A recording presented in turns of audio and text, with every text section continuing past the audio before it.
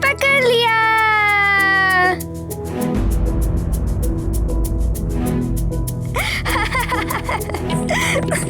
पकड़ लिया।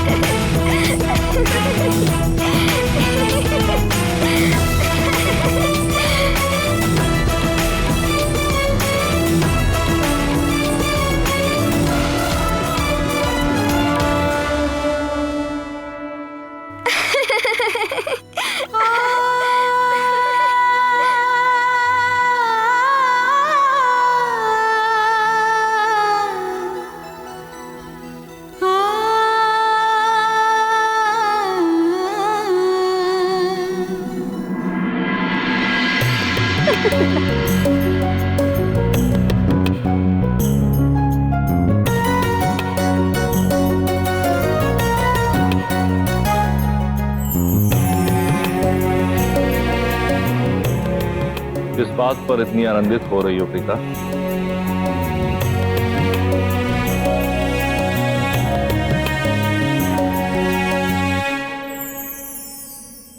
देखिए ना स्वामी, आंजन्य की बाल क्रीड़ाएं दिन प्रतिदिन मनमोहक और लुभावनी होती जा रही है और बल पराक्रम में तो वह आपके समान प्रतीत होता है। क्यों ना आंजन्य का नाम शिवांशी उचित रहे। अच्छा, आप ही बताइए कृपानिधि, आपको कौन सा नाम पसंद है? बहन लक्ष्मी द्वारा चुना गया हरीश्वर या बहन सरस्वती द्वारा दिया गया वेदांश या फिर शिवांश?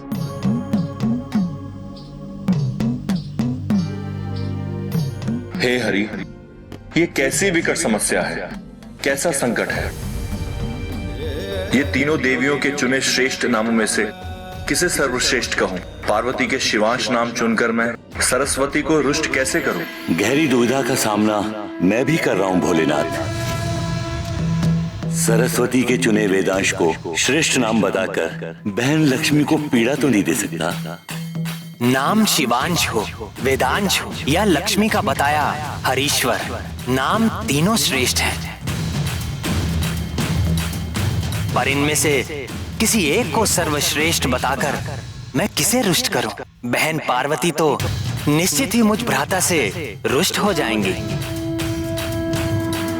नाथ, आपने अब तक मेरे प्रश्न का उत्तर नहीं दिया। बताइए ना, आंजन्य के लिए शिवांश नाम ही सर्वोत्तम रहेगा ना? देवी, इस सृष्टि के पालनहार तो विष्णु है। मेरे विचार से वायुपुत्र के नामकरण का अधिकार उन्हें ही मिलना चाहिए। आप स्वयं इस विषय में अपने भ्राता विष्णु से विचार विमर्श करें। उचित है स्वामी। हनुमान की इन बाल लीलाओं का प्रथम उद्देश्य उनके बल और पराक्रम को प्रमाणित करने के साथ साथ तीनों लोगों को यह संदेश देना भी था कि अब निश्चित ही दानवों के विनाश और सज्जनों के उत्थान का समय निकट आ चुका है। देवलोकों में तो सभी इस बात से परिचित थे, किंतु पृथ्वीवासियों तक संकट मोचन और उनके स्वामी के अवतार का संदेश पहुंचना अभी बाकी था। बोल हरि हरि हरि बोल हरि हरि हरि बोल। अनंत नारायण विष्णु बोल, जन्म गवाता क्यों अनमोल, नाम कपिले अमृत घोल। हरि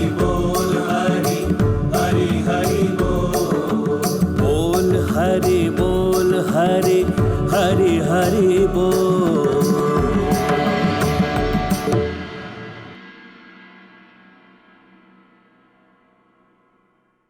पिताश्री पिताश्री पिताश्री पिताश्री, आपको पता है आज हमने लुका छुपी खेला, हमें बहुत आनंद आया। अरे वाह, हमारे लल्ला ने लुका छिपी खेली।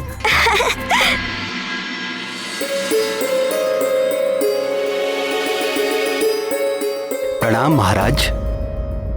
हर वर्ष की तरह इस वर्ष भी ऋषि विश्वंभर और उनके शिष्यों की टोली श्री नारायण की मूर्ति पालकी के लिए बद्रिकाश्रम जा रहे हैं। उनका संदेश है कि आप अपने परिवार सहित उनके दर्शन करें और उनका आशीर्वाद अवश्य लें महाराज।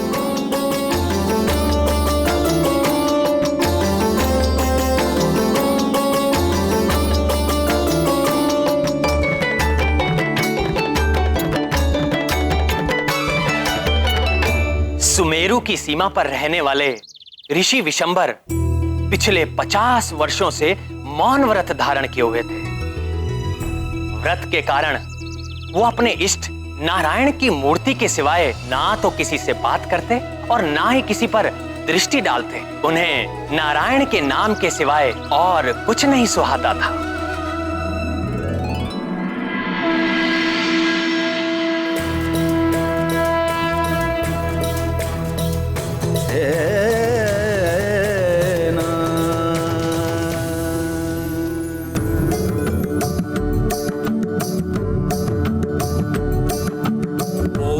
हरि बोल हरि हरि बोल हरि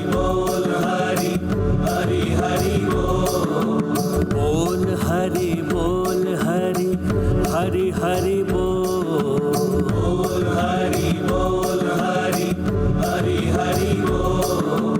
अनंत नारायण विष्णु बोल, जन्म गवाता भगवान को प्रणाम करो। नाम कपिले अमृत घोल। हरि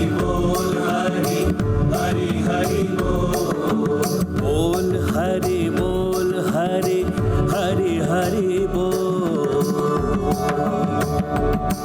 मन नमन राम मन रमन राम, मन मगन राम मन गगन राम। मन नमन राम मन रमन राम, मन मगन राम मन गगन राम। मन नमन राम मन रमन राम, मन मगन राम मन गगन राम।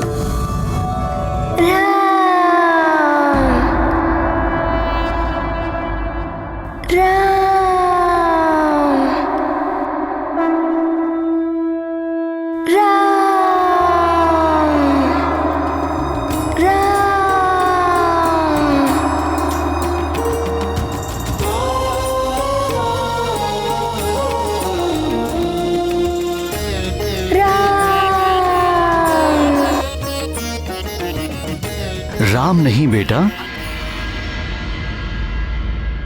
भगवान नारायण।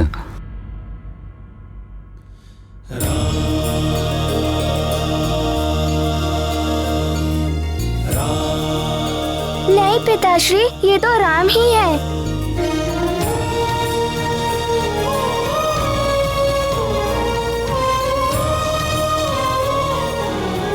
पुत्र, राम नहीं, भगवान नारायण। नहीं माता, ये तो राम ही है।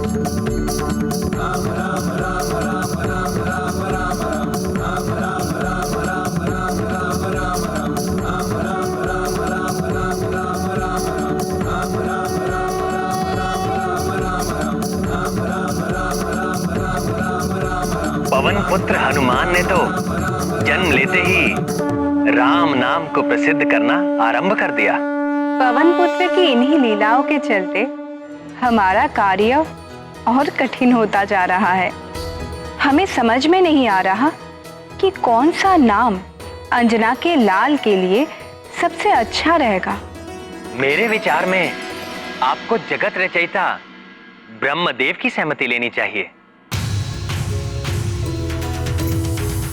हर रचनाकार अपनी रचना से पूर्व ही संबोधन के लिए कोई ना कोई नाम अवश्य चुनकर रखता है।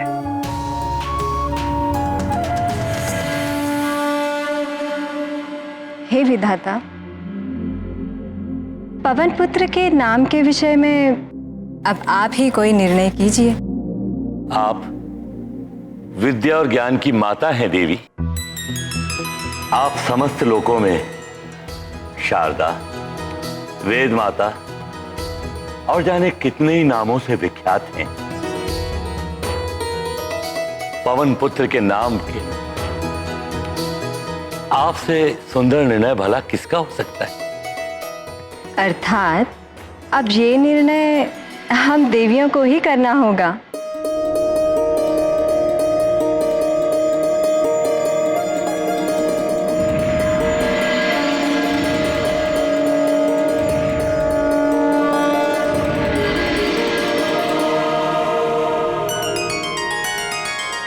कल प्रातः ही वायुपुत्र का नामकरण है और हमें अभी तक एक ऐसा सुंदर नाम नहीं मिला जिसमें बल, पराक्रम और बुद्धि का रूप झलके और जिस पर हम सबकी सहमति हो।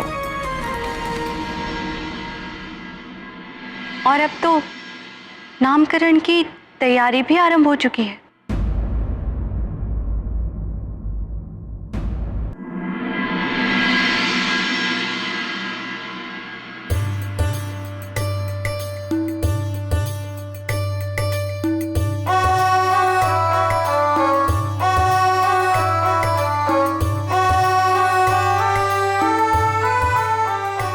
प्रिय,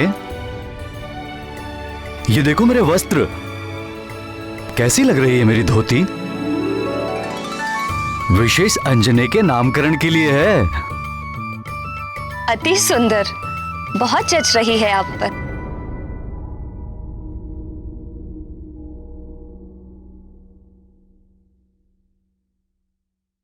हे शिव शंभू, हे शिव शंभू।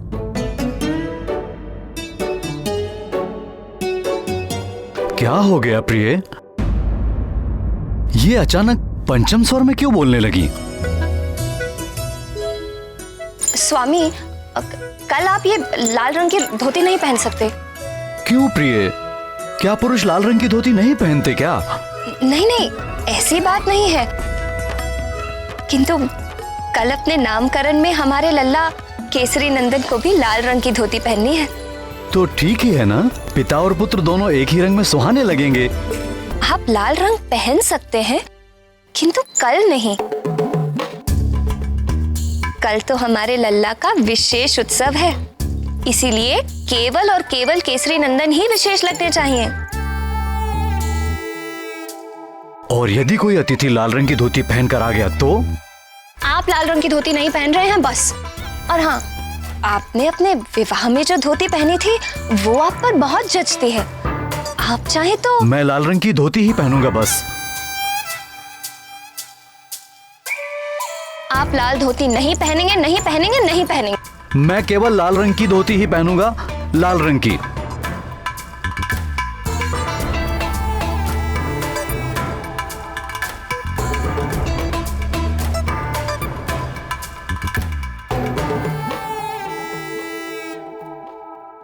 तो लाल धोती तो केसरी नंदन को पहननी है ना? तो मैं नहीं पहन सकता क्या? नहीं, कल उनका विशेष उत्सव है।